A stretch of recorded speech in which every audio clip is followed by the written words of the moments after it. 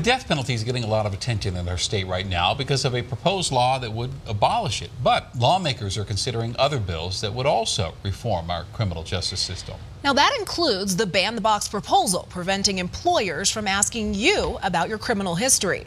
Tonight, Denver7's Russell Haythorne gives us a 360 look at the pros and the cons of this controversial proposal.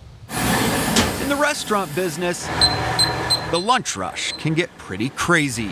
But for Majid Muhammad, I got an ankle monitor on right now. A little pressure isn't anything new.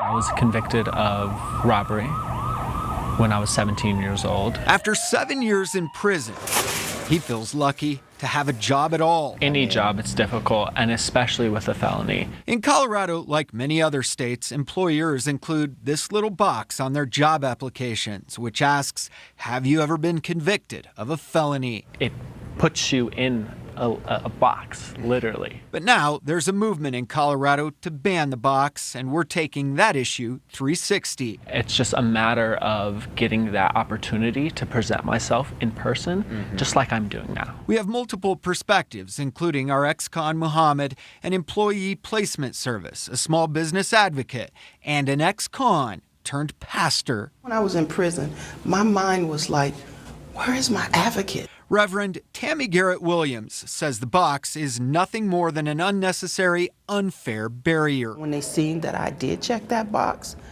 it was almost like taking the air out of the room, like, oh my goodness, I can't tell her I'm not gonna hire her. She says eliminating the box would lead to less repeat offenses and more opportunity. So when I explained to them what happened, they were like, oh no, we need to bring you in and give you a chance. But Sage Naumann argues the box protects small businesses, especially daycares, preschools, and elder care facilities. It may not be that they don't want to give someone a second chance, maybe that their customers would be worried if a felon was working for them. Conducting interviews with prospective employees takes time, and background checks cost money. Naumann certainly has a unique perspective. His father was a felon who rebuilt his life from the ground up by starting his own pool service business in California. As of 2 days ago, I hit 14 years of sobriety. So I understand the value of giving someone a second chance. The question is this the role of government? That brings us to Linda Drake. When we take something that someone has done in the past and we continue to judge them and not let them work, make it very difficult to find housing, it hurts all of us. Drake helps run Bayard Enterprises, a service that helps people find work. She says those who are employed are a much bigger asset to the community than those who are not. They pay their taxes, they have a job, they contribute. Now that doesn't mean anyone with a criminal background should be able to work anywhere. Of course not. What she's arguing is that banning the box would at least put them in a position to sell themselves. To get judged on their abilities before they look at the background. Which brings us back to Muhammad. It's incredible what support can do.